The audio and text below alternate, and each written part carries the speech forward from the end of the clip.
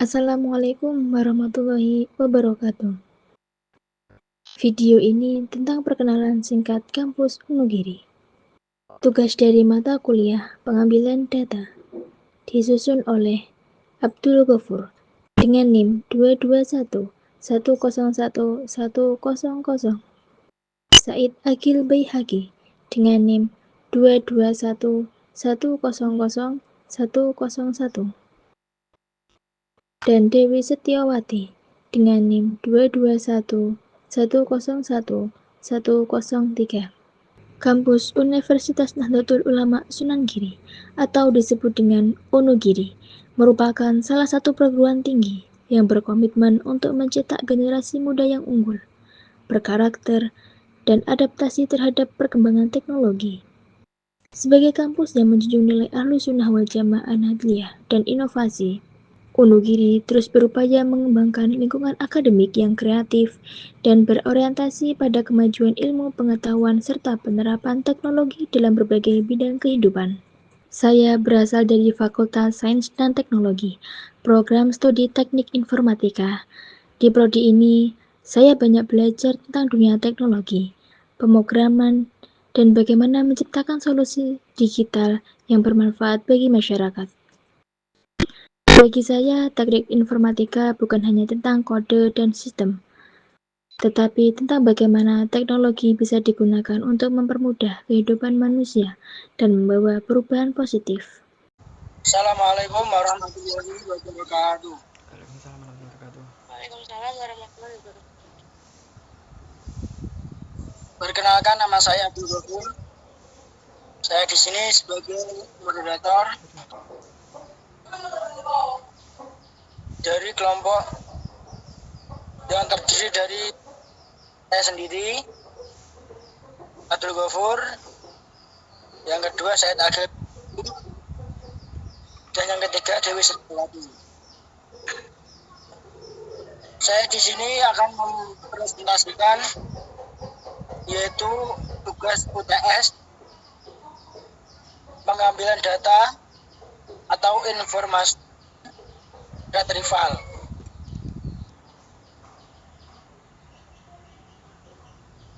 Pengertian informasi retrieval dan sejarah tingkat perkembangannya. Secara umum, information retrieval dalam kurung IR merupakan bidang ilmu komputer yang mempelajari proses pencarian, pengambilan, dan penyajian informasi yang relevan dari sekumpulan data atau dokumen. Menurut Manning,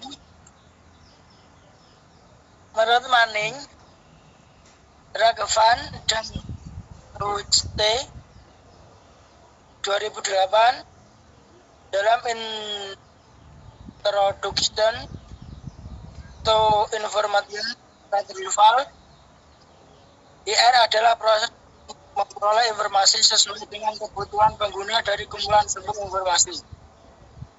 Sejarah singkat informasi retrieval.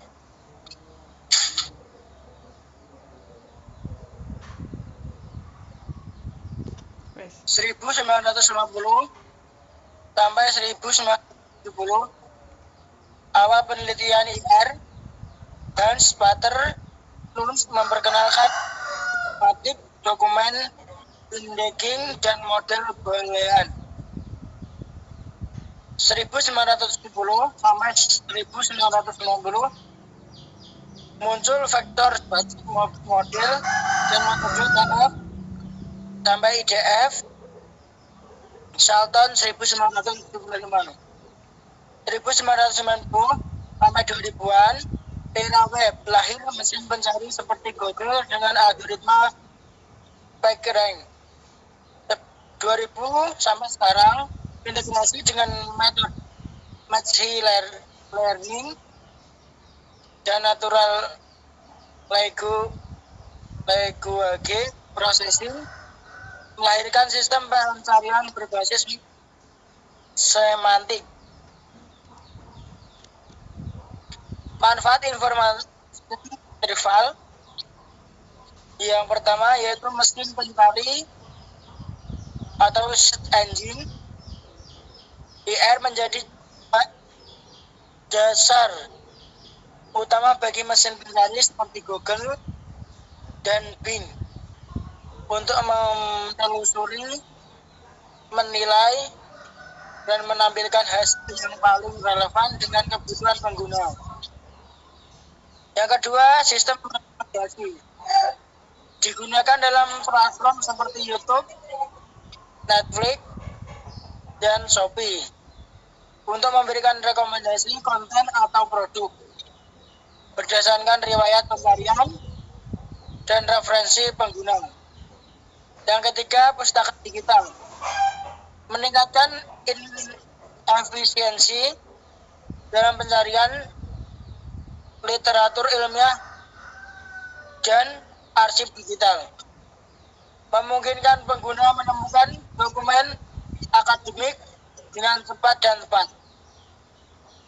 Yang terakhir, 4, analisis data besar atau big data. IR membantu mengekstraksi informasi penting dari volume data besar, mendukung proses pengambilan keputusan berbasis data driven decision making.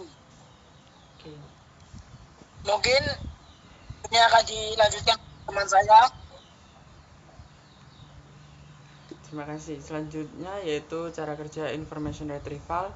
Yang pertama ada pengumpulan data collection, yaitu tahap awal berupa proses pengumpulan dokumen atau data dari berbagai sumber seperti web, database, atau arsip digital. Data yang diperoleh dapat berupa teks, gambar, maupun multimedia. Yang kedua ada pengindeksan, yaitu indexing. Sistem melakukan analisis dan penyimpanan representasi dokumen dalam bentuk indeks agar proses pencarian lebih cepat dan efisien. Biasanya menggunakan metode seperti tokenization, stemming, dan term weighting (TF-IDF). Yang ketiga ada pencarian dan perankingan, search and ranking. Saat pengguna memasuki query, sistem membandingkan query dengan indeks dokumen untuk menemukan kecocokan. Hasil kemudian rankingan berdasarkan tingkat relevansi menggunakan algoritma tertentu, misalnya vector space model atau PageRank. Yang keempat, contoh sederhana, pada mesin pencari seperti Google, sistem mengumpulkan halaman web, mengindeks kata-kata penting, lalu menampilkan hasil pencarian yang paling relevan bagi pengguna. Berikut contoh diagram sederhana bagaimana cara kerja information retrieval. Yang pertama ada pengumpulan data, yang kedua selanjutnya dilanjutkan dengan pengindeksan, dilanjutkan lagi dengan pencarian dan perankingan. Selanjutnya ada penggunaan dan contoh nyata information retrieval. Yang pertama sebagai mesin pencari atau search engine. IR digunakan oleh mesin pencari seperti Google dan Bing untuk menelusuri serta menampilkan hasil yang paling relevan berdasarkan kata kunci pengguna. Proses ini melibatkan pengindeksan miliaran halaman web dan algoritma penilaian relevansi seperti PageRank. Yang kedua digunakan oleh platform e-commerce seperti Shopee, Tokopedia, dan platform serupa untuk mencocokkan produk dengan preferensi pengguna melalui sistem pencarian dan rekomendasi otomatis. Yang ketiga, sistem perpustakaan digital memungkinkan pengguna mencari dokumen, jurnal, atau buku elektronik dengan cepat menggunakan metadata dan analisis teks. Contoh penerapan terdapat pada sistem seperti Google Scholar atau repositori intuisi. Yang keempat, ada analisis data text mining digunakan dalam riset dan bisnis untuk menganalisis opini publik, tren, serta sentimen konsumen dari data teks besar seperti ulasan produk atau media sosial. Oke, terima kasih. Selanjutnya akan dilanjutkan teman saya. Selanjutnya, analisis pribadi pentingnya information retrieval. Menurut pemahaman saya, kemampuan information retrieval sangat penting bagi calon profesional di bidang teknologi manajemen data. Melalui pemahaman ini, kita dapat mengelola, mencari, dan memanfaatkan informasi secara efisien, terutama di tengah meningkatnya volume data digital saat ini. Selain itu, penguasaan konsep information retrieval juga membantu kita mengembangkan sistem pencarian yang lebih cerdas dan relevan, seperti mesin pencari, sistem rekomendasi, maupun analisis data. Bagi saya, kemampuan ini bukan hanya soal teknis, tetapi juga cara berpikir kritis dalam memilih informasi yang benar dan berguna di era digital yang penuh dengan data dan informasi cepat berubah. Kesimpulan, informasi retrieval memiliki peran yang sangat penting dalam menghadapi tantangan era digital yang serba cepat dan berbasis data. Melalui kesimpulan ini, kita dapat menemukan informasi yang benar-benar relevan dan bermanfaat di tengah lautan data yang begitu luas.